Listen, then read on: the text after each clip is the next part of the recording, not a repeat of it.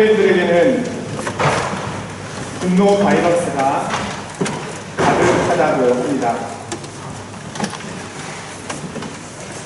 예전에는 없었던 보복과 공격과 포악함, 잔인함이 많아졌다고 합니다. 그것은 미래에 대한 불확실, 또 국가와 사회, 그 누구도 나를 보호해줄 수 없다는 스트레스와 삶의 중압감에서 폭발한다라고 전문가들은 말합니다. 이런 사회 속에서 용서라는 단어만큼 아름답고 필요한 단어는 없을 것입니다. 용서라는 말은 내가 누군가로부터 피해와 손해를 보았음을 전제합니다. 나는 잘못한 적이 없는데, 나는 그런 대우를 받을 이유가 없는데 남이 나에게 어떤 일을 했다는 것입니다. 나는 그로 인해 손해를 보았고 나의 감정은 상했고 나의 재산과 몸에 상해가 입혀졌다는 것입니다. 한마디로 억울한 일을 당했다는 겁니다. 이런 일은 그리스도인의 삶의 자리에서 얼마든지 일어나는 일들입니다. 자, 그럴 때 그리스도인은 어떻게 해야 할까요? 존 브로크만이 쓴 지난 2000년 동안의 가장 위대한 발명품이라는 책에 세계적인 지성인 110명이 선정한 121가지의 발명품을 소개합니다. 근데 그 발명품들 가운데 주목할 만한 발명품이 하나 있는데요. 그것은 지우개입니다.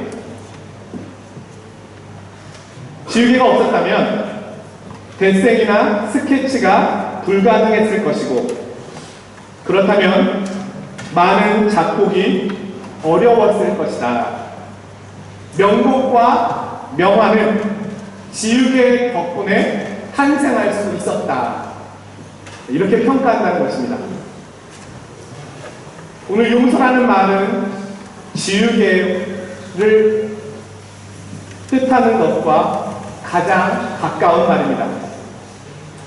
헬라어로는 아키에미라고 하는데요. 이 말은 보내다, 버리다, 떠나다, 포기하다, 생략하다를 의미합니다. 한마디로 용서한다는 말은 떠나 보내는 것입니다. 오늘 베드로가 용서에 대해서 예수님께 질문하였습니다. 베드로 사도가 왜 이런 질문을 예수님께 했을까요? 추측해 보건대 베드로 사도에게 억울한 일이 있었나 봅니다. 자, 12명의 제자가 함께 다니는데 서로 다 성격이 다릅니다. 관심사가 다릅니다. 직업도 달랐습니다. 부딪힐 만한 일이 너무너무 많습니다. 베드로는 참고 또 참았던 것 같습니다. 또한 12제자들 안에서뿐만이 아니라 바깥에서도 12제자를 비아냥거리는 많은 이야기들이 있었을 것입니다. 물론 그 이야기들 가운데 대부분은 사실과 거리가 먼 이야기들이었을 것이죠. 더 나아가서는 예수님에 대해서 잘못된 이야기들도 있었을 것입니다. 자, 억울합니다. 어떻게 해야 할까? 베드로가 참고 참다가 주님께 물었습니다. 주님, 형제가 내게 잘못을 하면 몇 번 용서해 주면 되겠습니까? 오늘 이 질문은 저를 비롯해서 여러분들도 묻고 싶은 질문일 것입니다. 보통 한국 사람들 몇 번 용서할까요? 3번. 한 번 참는다. 2번 참는다. 3번. 3번은 어렵습니다. 근데 베드로는 달랐습니다. 7번까지 하면 되겠습니까? 우리가 생각했던 것보다 훨씬 많이 참았습니다. 주님 때문에 참았고 제자라고 하는 위치에 있으니 참았습니다. 예전 같았으면 바로 대응했겠지만 베드로는 참고 참았습니다. 근데 그거를 하나하나 쌓아두었습니다. 그는 몇 번 이상 참은 것이 스스로도 대견했습니다. 그런데 이제 한계 상황이 왔다고 생각했습니다. 7번 정도 참았으면 이제는 됐다, 충분하다, 그는 생각했습니다. 주님께서 베드로에게 답변하십니다. 베드로야, 7번뿐만 아니라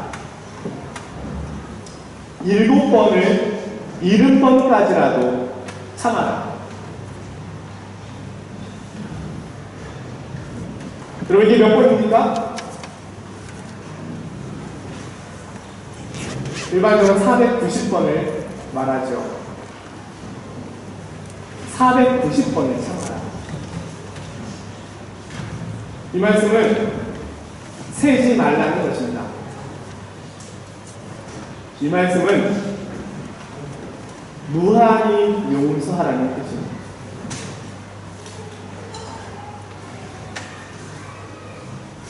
그것은 지우는 것입니다. 기억하지 않는 것을 말합니다. 떠나 보내는 것입니다. 그러면 우리가 왜 바보같이 그렇게 용서해야 할까요? 나도 인격이 있고 나도 자존심이 있는 사람입니다. 주님께서는 왜 우리가 그렇게 해야 하는지 이유를 말씀해 주십니다. 우리가 그렇게 해야 하는 이유는 우리 인격을 훈련시키기 위해서나 인내를 더 훈련시키기 위해서가 아닙니다. 주님은 좀 더 참으라고 말씀하는 것이 아닙니다. 사실 주님의 말씀은 있는 것이 아니고 지우는 것이 아니라 기억하라고 말씀하십니다. 우리 함께 읽지 않았지만 33절에 보면 이렇게 말씀합니다. 내가 너를 불쌍히 여김과 같이 너도 내 동료를 불쌍히 여김이 마땅하지 아니하냐. 여러분, 용서는 나의 인격이 아닙니다. 나의 노력과 수고가 아닙니다. 주님께서 말씀하시는 것은요, 내가 너희를 용서한 것처럼 너희도 그렇게 해라.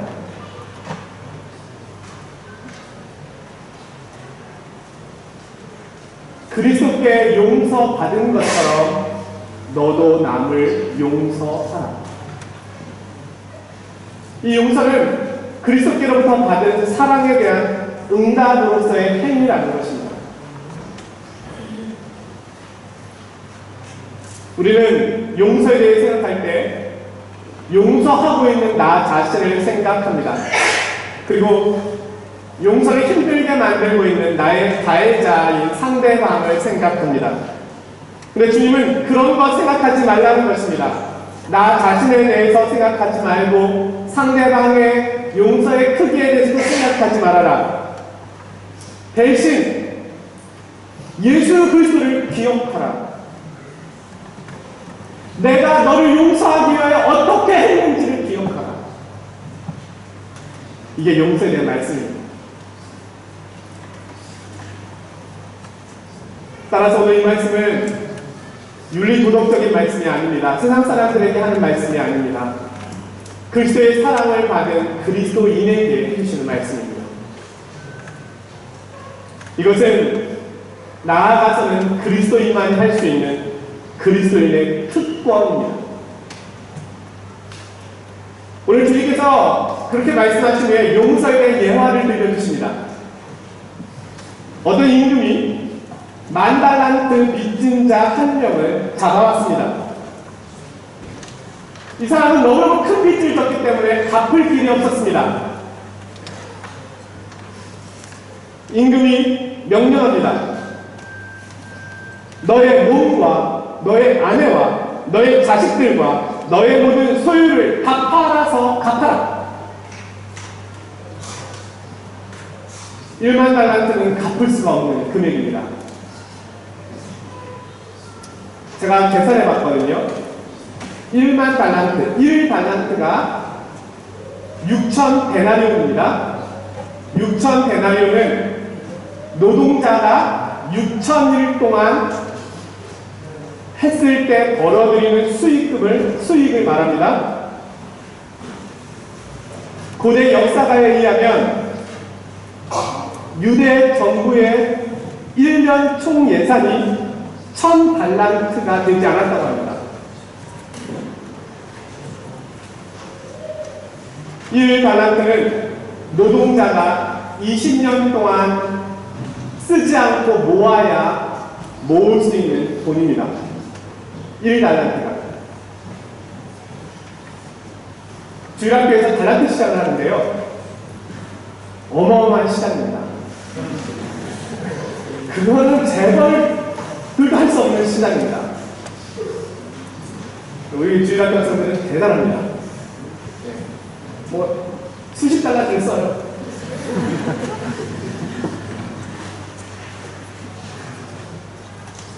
(10,000달란트는) 6천만 데나리온입니다. 자, 노동자의 하루품 값을 5만 원으로 계산해 볼 때 10,000달란트는 한국 돈으로 3조 원입니다.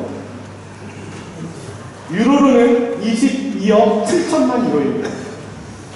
상상하지 마세요. 뭐 우리가 상상해도 모르는 돈이에요.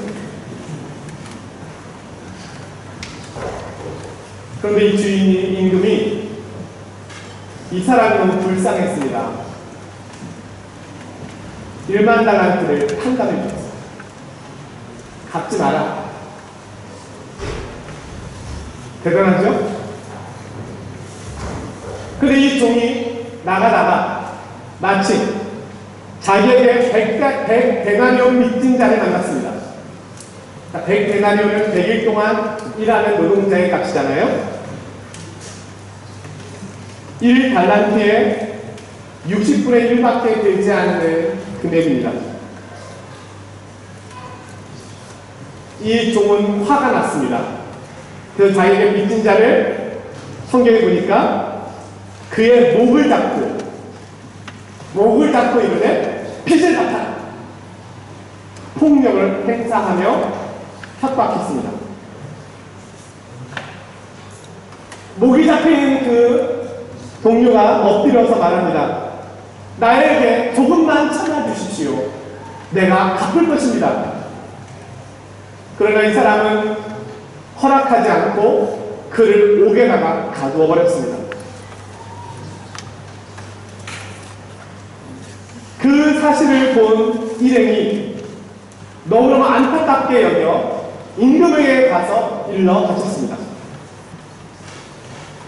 임금이 그 이야기를 듣고 화가 나서 빚진 자를 가둔 자신이 10,000달란트를 탕감해준 그 사람을 데리고 오라고 했습니다. 그리고는 말합니다.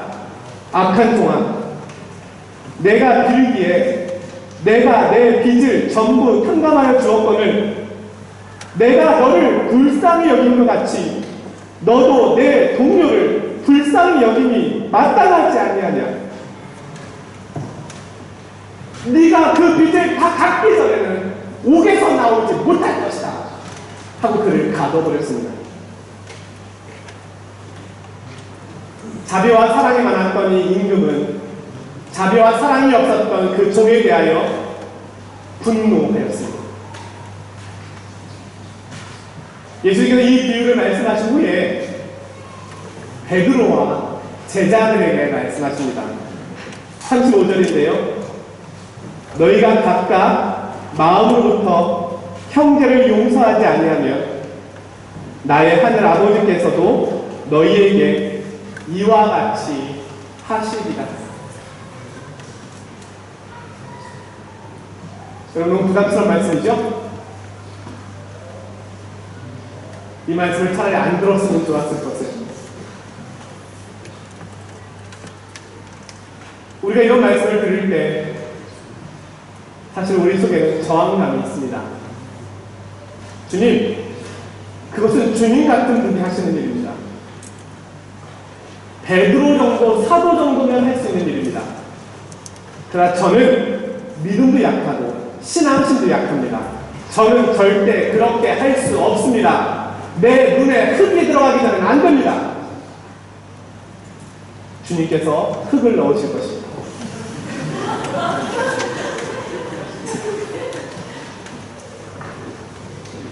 또한 주님께서 우리에게 다시 부르실 것입니다. 용서하지 못하겠다고? 너는 결코 용서할 수 없겠다고? 그 사람이 용서받을 자격이 없다고? 그렇게 말하고 있는 너는 도대체 누구냐? 예수님은 크게 진노하실 것입니다. 처음 베드로의 질문으로 돌아가 보겠습니다. 베드로가 주님께 물었습니다. 누군가가 내게 죄를 범하면 몇 번이나 용서하면 될까요, 주님? 7번까지 용서하면 되겠습니까? 주님이 말씀하십니다. 내가 너를 불쌍히 여길 것 같이 너도 그를 불쌍히 여겨라. 이 말씀은 우리가 예수님으로부터 1만 달란트 그 이상을 탕감받은 자라고 말씀해 주시는 것입니다. 오늘 우리는 예수님으로부터 갚을 수 없는 빚을 탕감받았습니다. 나는 하나님의 법을 어겼습니다. 나는 하나님의 말씀을 어겼습니다. 나는 하나님의 질서를 깨뜨렸고 그분의 나라를 망가뜨렸습니다. 나는 나를 지으신 그분의 명예를 실추시켰습니다. 그분의 자존심에 상처를 내었습니다. 나는 그분의 마음을 매일매일 매 순간순간 아프게 해드렸습니다. 그분을 진노하게 했고 그분의 자존심에 스크래치를 내었습니다. 나는 하나님 없이 살았습니다. 나는 죄를 지으면서도 그 죄를 합리화하고 회개하지 않았습니다. 나는 하나님 앞에 죽어야 할 죄인입니다. 심판받아야 할 죄인입니다. 지옥의 형벌을 받아야 할 죄인입니다. 하나님 앞에서는 아무 소망도 없는 자입니다. 그런데 그런 내가 하나님께로부터 용서를 받습니다. 용서가 왜 힘듭니까? 여러분, 용서가 왜 어렵습니까? 그것은 용서를 하기 위해서는 나에게 희생과 손해가 따라오기 때문입니다. 그것이 없다면 그건 용서가 아니죠. 주인은 종을 용서함으로 1만 달란트를 손해보는 것입니다. 주님께서 내게 주신 용서도 그냥 주신 것이 아닙니다. 말씀으로 내가 너를 용서하노라 이렇게 하신 것이 아닙니다. 주님께서 나를 용서하기 위하여 주님께서 치르신 희생이 있습니다. 그것은 자신의 생명을 나 대신 하나님 앞에 드리는 것이었습니다. 생명의 값, 피값이 있습니다. 주님께서 나 대신 갚으셨습니다. 우리는 그것을 대속이라고 말합니다. 내가 빚진 것이 무엇인지 알 때 우리는 이 대속의 의미를 바로 깨달을 수가 있습니다. 우리가 용서받은 것이 무엇인지 알 때 비로소 우리는 용서를 실천할 수 있습니다. 나는 주님께 얼마나 많은 죄악을 범하였습니까? 그럼에도 불구하고 주님께서는 나를 용서하십니다. 그리스도인의 또 다른 이름은 용서받은 사람입니다. 내가 나에게 잘못한 누군가를 용서한다는 것은 그만큼 나에게 손해가 온다는 것을 의미합니다. 때로 그 손해는 나의 자아가 죽는 것을 의미합니다. 십자가 위에서 주님은 자신의 십자가에 못 박고 있는 그 사람들을 위하여 이렇게 기도하셨습니다. 아버지여, 저들의 죄를 용서하여 주십시오. 저들은 자신들이 무엇을 하고 있는지 알지 못합니다. 이런 예가 있습니다. 1918년 1차 세계대전에서 독일이 졌습니다. 베르사유 조약과 런던 회담을 통해서 패전국인 독일은 해외 식민지를 다 반환했고 자국의 영토의 7분의 1을 반환해야 했습니다. 또한 전쟁 보상금으로 1320억 마르크라는 천문학적인 비용을 지불해야 했습니다. 1320억 마르크는 전쟁으로 피폐해진 독일로서는 도저히 갚을 수 없는 금액이었습니다. 당시에 독일이 갚을 수 있는 지불 가능액이 약 100억 마르크였다고 합니다. 이 금액의 13배가 넘는 금액이었습니다. 한마디로 독일을 구제 금융국가, 부채국가로 영원히 만들겠다는 속셈이었습니다. 이때 어떤 이들은 독일에게 그렇게 짐을 지어서는 안 된다. 그들로 하여금 복수하도록 하게 하면 안 된다. 이런 이야기를 하는 사람들도 있었지만 결국은 그렇게 대상을 갖도록 결정이 됩니다. 독일은 견딜 수 없는 경제적인 어려움을 겪게 되고 영국과 프랑스를 향한 증오심을 키워가게 됩니다. 그로부터 20년 후 1939년 나치 히틀러가 등장합니다. 그가 국민들 앞에 이야기했습니다. 국민 여러분, 여러분들은 1320억 마르크 중에 단 한 푼도 갚을 필요가 없습니다. 국민들은 열광했습니다. 우리의 구세주가 나타났다. 독일 국민들은 그 연설에 눈물을 흘리며 전쟁에 참여하게 됩니다. 그것이 2차 세계대전입니다. 2차 세계대전 동안에 5,700만 명이 죽습니다. 독일은 전쟁에 꽂힙니다. 2차 세계대전이 끝난 후 미국은 마셜 정책을 통해서 독일의 책임을 묻지 않기로 합니다. 대신 원조를 해주기로 결정합니다. 용서와 사랑의 정책. 그 결과 독일과 미국은 친구가 되었습니다. 그리고 유럽 땅에도 평화가 찾아오게 되었습니다. 이것은 해피엔딩으로 끝난 이야기입니다. 우리는 자주 어떤 사람을 용서한다고 하더라도 그가 내가 그 용서를 알지 못하고 끝까지 더 완고해지는 모습으로 나를 대할 수 있다는 것도 우리는 생각할 수 있습니다. 내가 아무리 용서해도 상대방은 바뀌지 않을 수 있습니다. 예수님께서 우리의 죄를 용서하셨다고 해서 모든 사람이 예수님 앞에 나와 회개했던 것은 아닙니다. 여전히 그들은 예수님의 용서를 받을 자격이 없었고 그들은 회개하지 않고 어떤 열매도 그들의 삶에 나타나지 않았습니다. 그러나 오늘 주님은 말씀하십니다. 열매에 상관없이, 결과에 상관없이 용서를 하는 것을 너희의 일이란다.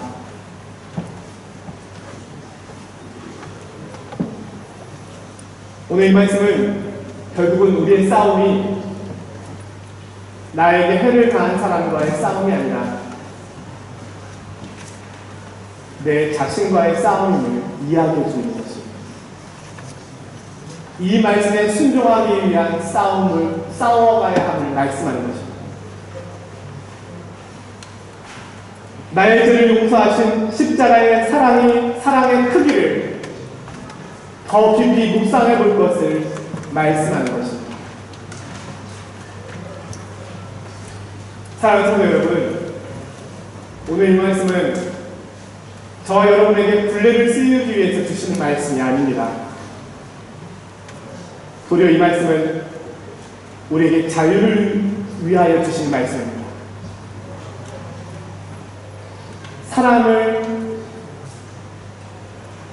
사람이 짐이 되지 말고, 사람의 시선에 마음을 빼앗기지 말고, 하나님 앞에서 하나님께 주시는 참된 자유와 위로를 경험할 것을 말씀하고 있는 것입니다. 나는 사람에게 묶여있지 않습니다. 나의 영혼은 상처에 묶여있지 않습니다. 나의 마음은 이전의 과거의 고통에 묶여있지 않습니다. 나의 영혼은 주님께 주시는 위로와 사랑에만 묶여있습니다. 나는 그리스도의 용서와 은혜에만 묶여있습니다. 나에게 주님께 주시는 용서의 기쁨과 평안이 있습니다. 나는 자유인입니다. 그것이 주님께서 우리에게 주시는 말씀입니다. 오늘 마지막으로 한 번 더 오늘 말씀을 우리에게 묻고 있습니다. 몇 번이나 용서하면 되겠습니까?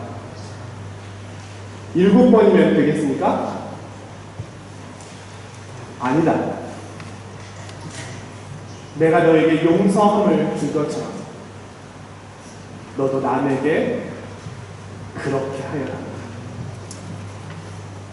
오늘 이 말씀이 저와 여러분의 삶의 자리에서 영혼의 참된 평안과 기쁨을 주시는 말씀이 되기를 주님 이름으로 축원드립니다.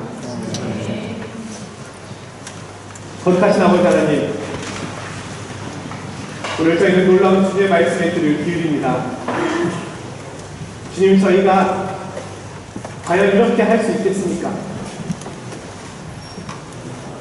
이렇게 좁은 마음을 가지고, 이렇게 작은 인격을 가지고 이렇게 할 수 있겠습니까? 하나님, 나는 할 수 없지만 우리 주님은 행하십니다. 나는 나를 바꿀 수 없지만 우리 주님은 저희를 바꾸십니다. 말로 형용할 수 없는 주님의 놀라운 사랑을 받았습니다. 그러니 이제 이 사랑을 실천하게 하여 주옵소서. 이 믿음을 더하여 주옵소서. 예수 그리스도의 이름으로 기도드리옵나이다.